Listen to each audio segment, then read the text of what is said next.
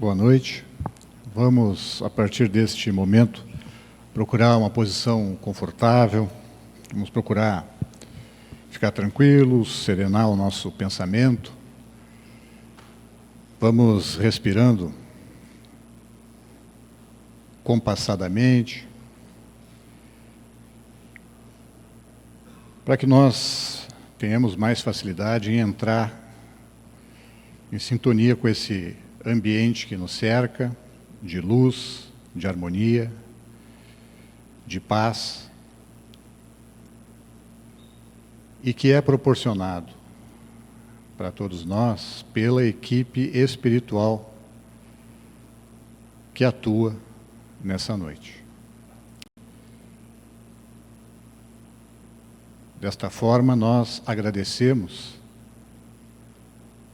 ao nosso Criador, ao nosso Mestre Jesus, a todos os nossos mestres e benfeitores espirituais, em especial aqueles que de forma tão generosa, tão amorosa, nos cercam, nos amparam, nos protegem, com a sua paz, com a sua luz. E é expressando nosso reconhecimento, nossa gratidão, que nós iniciamos o encontro dessa noite. E assim seja. Então, caso alguém tenha chegado depois, eu vou reiterar as placas que estão aqui no quadro. São automóveis que parece que estão mal estacionados aí. A direção está pedindo para os proprietários se dirigirem aqui à frente da sociedade. E o tema que está proposto para nós nessa noite está contido na obra O Evangelho segundo o Espiritismo, no seu capítulo 18, cujo título é Muitos são chamados, poucos os escolhidos. Mais especificamente, o trecho, o item chamado A Parábola do Festim de Bodas. Nós poderíamos dizer a parábola do banquete de casamento. Então, Jesus falou para os seus seguidores, para os seus discípulos, para as pessoas que estavam ouvindo, enfim, a seguinte história. Um rei, muito poderoso, muito rico, havia preparado uma festim, para o casamento do seu filho. Para isso, tomou as providências cabíveis para a preparação de uma festa desse porte, o casamento de um príncipe, um herdeiro de um rei. E mandou alguns dos seus servos chamar os convidados, ou seja, as pessoas já tinham recebido o convite, os servos iriam chamar para a festa. E os convidados se recusaram a ir. O rei chama uma nova turma de servos, envia novamente aos convidados e diz: olha, avisem a eles que já está tudo preparado. Eu já matei os bois, já matei os cevados, já está tudo preparado para a festa, eles têm que vir para a festa. Os servos foram,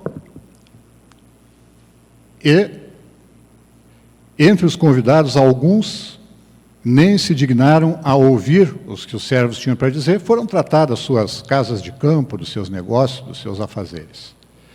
Outros fizeram pior, agrediram os servos e até mataram alguns destes servos.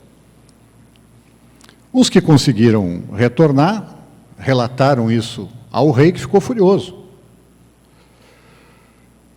O rei ficou furioso e aí enviou não mais os servos, e sim o exército. O exército foi e exterminou com esses convidados.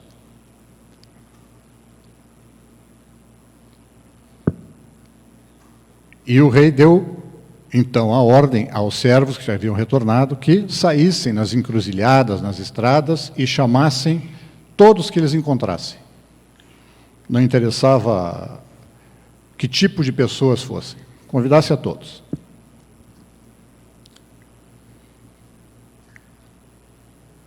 As pessoas, então, chegaram, foram se chegando para a festa, foram se colocando na mesa, na grande mesa do banquete, e o rei entrou para ver, então, quem estava na mesa do banquete, que estavam todos lá. E ele verificou que havia um indivíduo sentado à mesa do banquete que não estava com o traje adequado para uma ocasião como aquela, que era chamada veste nupcial. E perguntou: meu amigo, como é que você entrou aqui sem a veste nupcial? E a pessoa não respondeu. Então ele deu a ordem para os seus servos amarrar as mãos e os pés daquele indivíduo e jogar no lado de fora, onde haveria choro e ranger de dentes. E aí conclui: porque muitos são os chamados, poucos os escolhidos. Então Jesus compara essa história ao reino de Deus. Ele explica que essa história, então, seria uma descrição do reino de Deus. Então nós precisamos, em primeiro lugar, ver o contexto. Essa história, essa parábola, está contida no capítulo 22 do Evangelho segundo Mateus. O capítulo 21 do Evangelho segundo Mateus descreve a entrada de Jesus em Jerusalém. Então, só para a gente formar mais ou menos uma ideia, até ali, até o capítulo 21, Jesus vinha pregando para os seus conterrâneos na Galileia, depois na Judéia, mas sempre predominantemente aquela gente simples, que costumava seguir Jesus. E Jesus vinha, então, fazendo a sua pregação itinerante com aquela perspectiva, curando e ensinando. É assim que diz o Evangelho. Então, à medida que ele ia ensinando as lições que ele tinha para divulgar, ele também ia realizando aquilo que, na época, era chamado de milagre.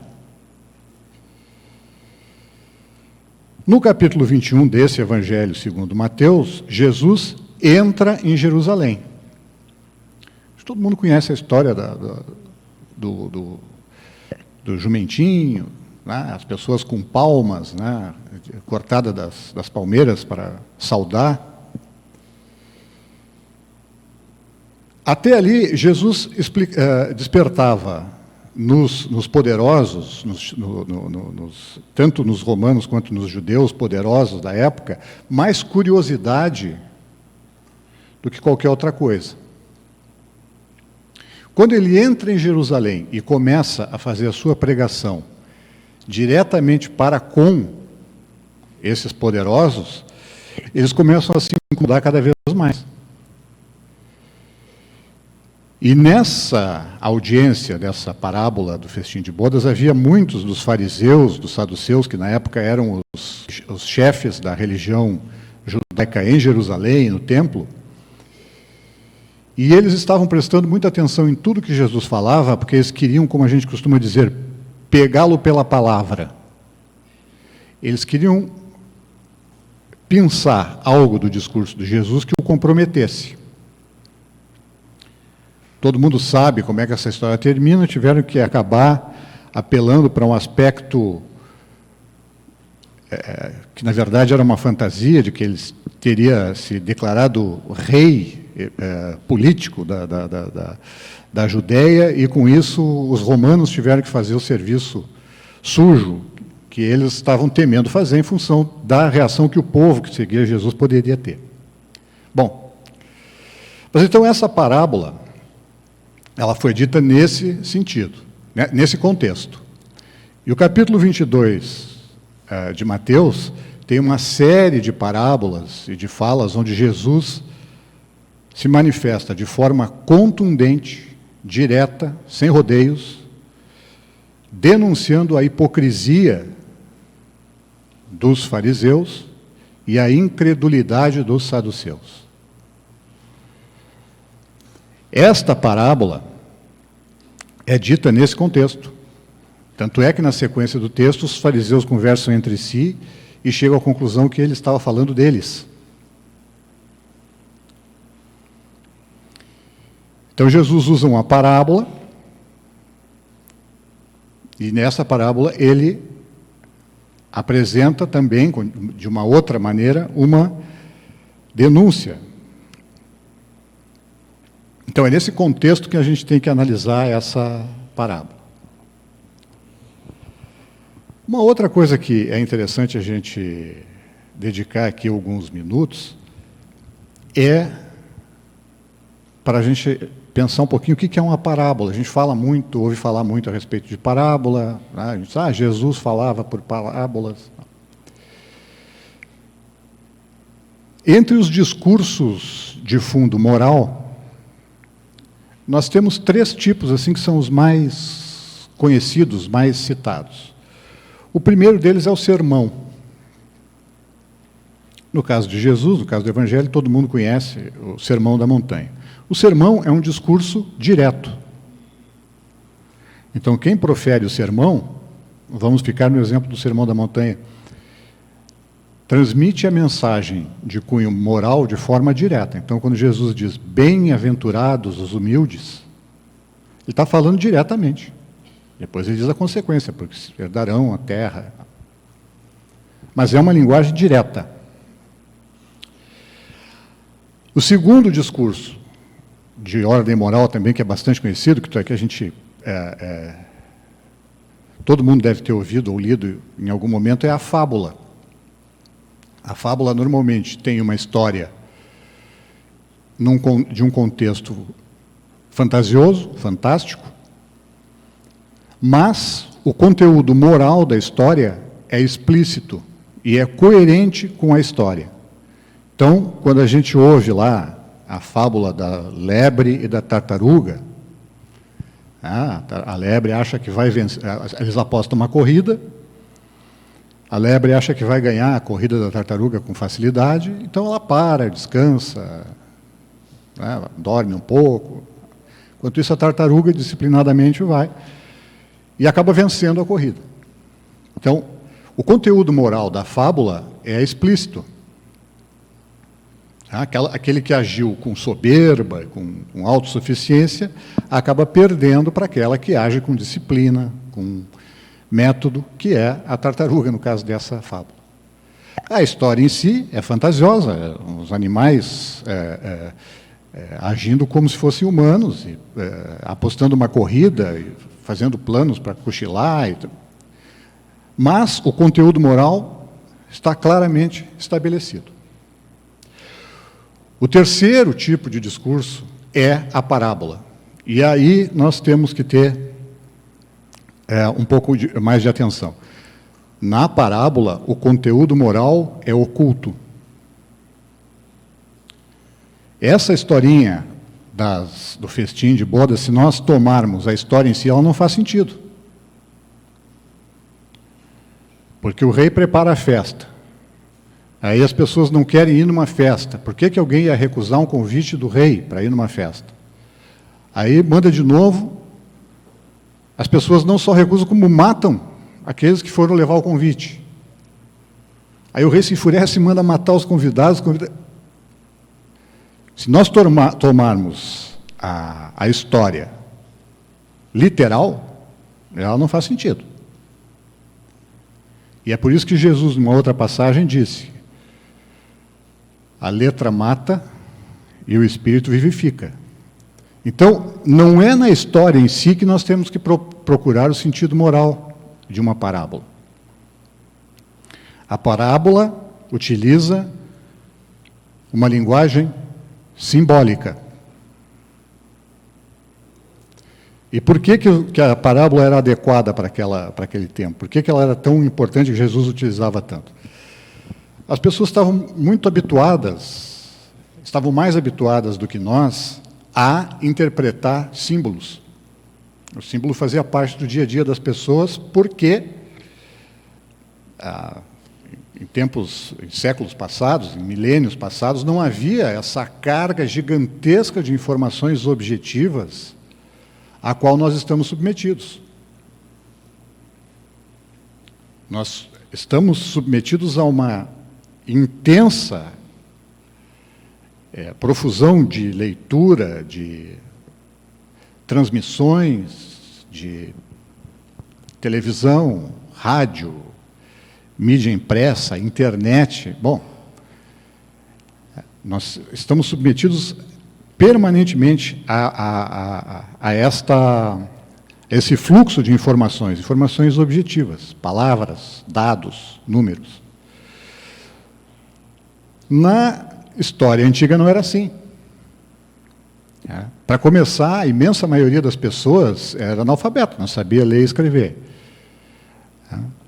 O texto escrito era manuscrito. Alguém tinha que escrever. Se o livro fosse ser divulgado, alguém tinha que copiar o livro, enrolar numa pele de carneiro, amarrar. Então havia uma dificuldade muito grande, havia uma restrição muito grande para essas informações mais objetivas. Mas as pessoas precisavam se comunicar. Então os símbolos tinham um valor muito mais presente na vida das pessoas. Então, quando Jesus compara a festa de bodas com o reino de Deus, esse símbolo da festa, como simbolizando o reino de Deus, aí a história começa a fazer sentido. O rei simboliza Deus. E o filho que vai casar simboliza Jesus. E assim por diante. Então, aí sim, quando a gente faz uma leitura simbólica, uma leitura da linguagem simbólica da parábola, a gente tem condições de entender qual é o fundamento da história. Mas tem mais um detalhe. Ainda que a linguagem simbólica esteja em um patamar, vamos imaginar assim, uma camada superior à linguagem literal, nós temos a linguagem literal, a história em si.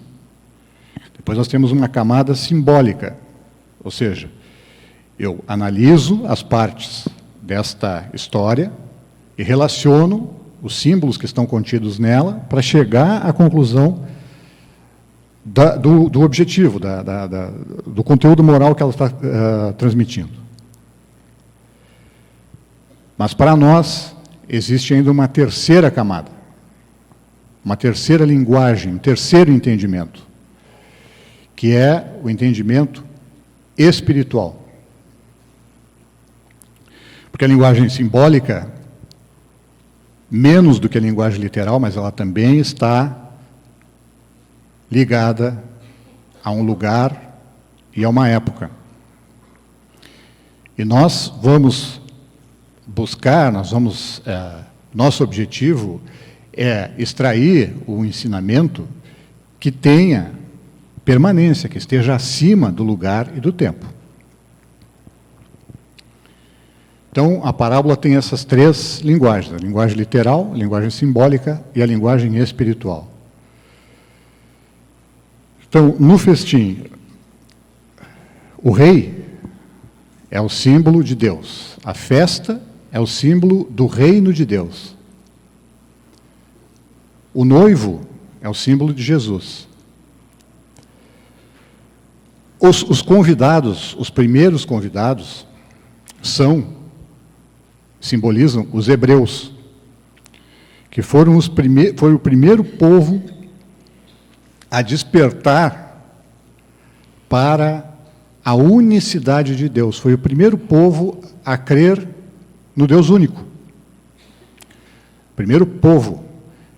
Na história, houve outros momentos em que alguns indivíduos ou alguns grupos despertaram para o monoteísmo, para a existência de um único Deus. Mas como um povo, como uma coletividade, como uma nação, os hebreus tiveram essa primazia. Os segundos servos que Deus envia são os profetas, que vieram reforçar a mensagem que havia sido enviada para os seus antepassados. Os profetas, muitos deles, inclusive, realmente foram maltratados, foram até assassinados, executados. Então, aqueles convidados que foram tratar dos seus negócios, foram tratar das suas casas de campo, e não atenderam a chamado, simbolizam as pessoas que são, diríamos nós hoje, apegadas à matéria, que não abrem mão de tratar dos seus negócios, de cuidar dos seus bens materiais, por nada. E o indivíduo que fazia parte daqueles que foram chamados por final, aqueles que são chamados por final, simbolizam os povos não judeus que ouviram a mensagem de Jesus, que estavam por ouvir a mensagem de Jesus, e foram, então, os últimos, aqueles que foram chamados, quando os convidados iniciais recusaram o chamado do rei, de Deus. Então, aquele indivíduo que estava sem a roupa adequada para a ocasião, ele simboliza aquele que, tendo conhecido a palavra de Jesus, tendo conhecido toda a moral cristã, apesar de conhecer, não exerce, não se transforma. Na simbologia da parábola, não troca a sua vestimenta. Então, esta é a linguagem simbólica desta parábola. Os saduceus e os fariseus ficaram muito pouco satisfeitos, vamos dizer assim, né? Porque eles entenderam claramente que aqueles que haviam recusado o chamado do rei para o festim simbolizava a postura dos sacerdotes, dos chefes da religião judaica da época, que haviam enveredado pelo caminho da excessiva ritualização. Estavam muito apegados a ritos exteriores, a fórmulas, e deixando de lado a vivência, deixando em segundo plano a palavra transformadora. Então, eles ficaram muito pouco satisfeitos com isso. E a gente vê adiante nesse capítulo que Jesus volta ao tema e, em outras parábolas, em outras comparações, ele retoma sempre esse ponto e diz para os seus discípulos, de forma bem objetiva, num determinado passo, em relação aos saduceus e aos sacerdotes. Em outras palavras, ele diz: façam o que eles dizem e não o que eles fazem.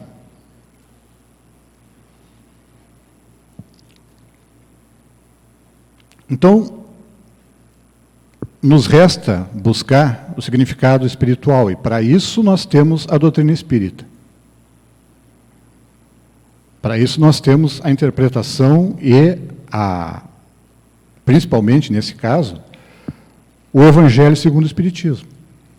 Ali nós vamos encontrar, nos comentários do Kardec, depois no comentário dos Espíritos, o quanto esse ensinamento tem de linguagem espiritual, porque essa linguagem espiritual diz respeito a todos nós, no nosso dia a dia. Nós não temos um rei, não temos abodas, não temos mais nem os sacerdotes do templo. Os costumes vão se transformando conforme o lugar e a época. Mas a hipocrisia continua presente. A falsidade continua presente. a tendência de trocar uma vivência transformadora, uma contrição, a busca de se melhorar, por atos externos, por rituais, continua presente. Então, esse alerta que está contido nesta parábola continua válido para nós. O reino de Deus, que tantas e tantas vezes Jesus cita nos evangelhos, fala a respeito do reino de Deus, em determinado momento ele diz para os seus discípulos: o reino de Deus está por vir, mas já se encontra entre vós. Aparentemente é uma contradição. Mas acontece que o reino de Deus está por vir, no sentido de que nós chegaremos a ter um mundo, um planeta, onde predomine a harmonia, o amor fraterno, o entendimento, onde não haja o egoísmo, não haja a ganância, não haja a preponderância da matéria sobre o espírito. Quando nós chegarmos a esse estado geral de coisas, nós poderíamos dizer que nós estamos, de uma certa forma, vivendo o reino de Deus. Mas esse reino já existe, segundo a fala de Jesus, porque está dentro de nós. Está dentro de cada um de nós. Cada um de nós pode começar a vivenciar esse reino de paz, de harmonia. Nós vamos nos transformar no estalar de dedos? Não. É por isso que existe a reencarnação. Mas nós vamos experimentar momentos em que nós vamos estar nessa sintonia superior. E isso vai se assemelhar a uma amostra do que é esse estado geral chamado Reino de Deus.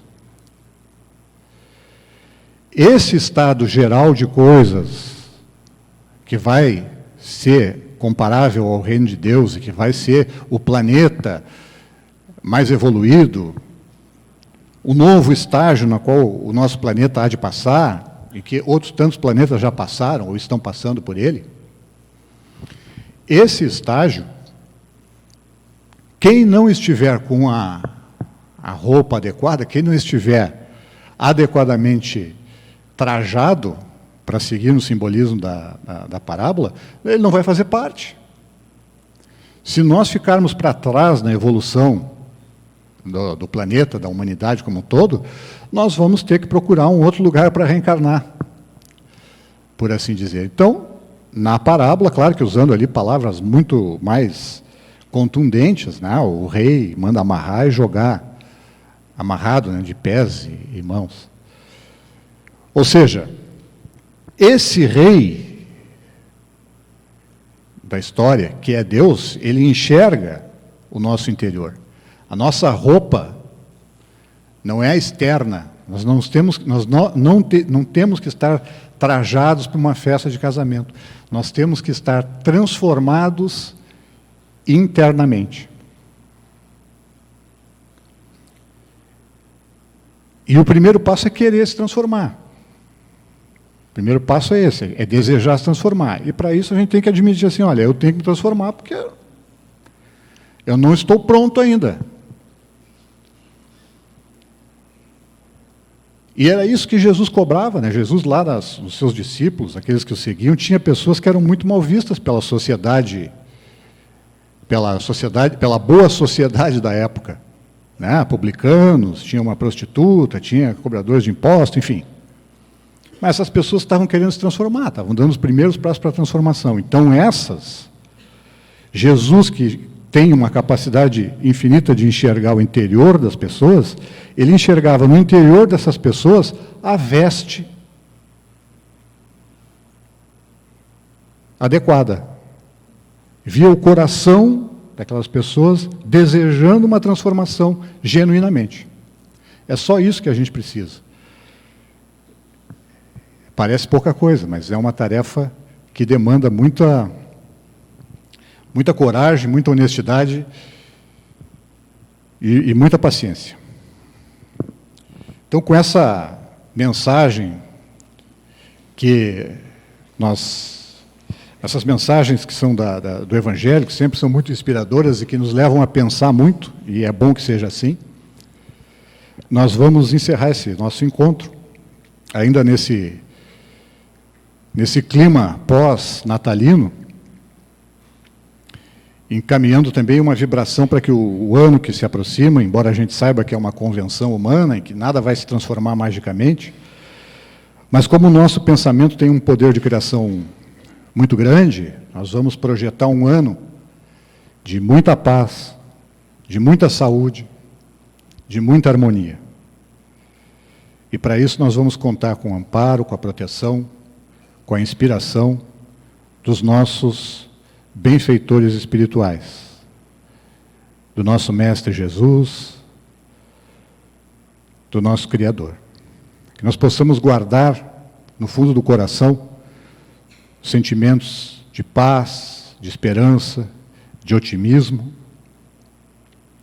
e na certeza do amparo e da proteção que estão sempre conosco, seguirmos com muita dedicação, muita coragem e amor nessa jornada. Assim seja.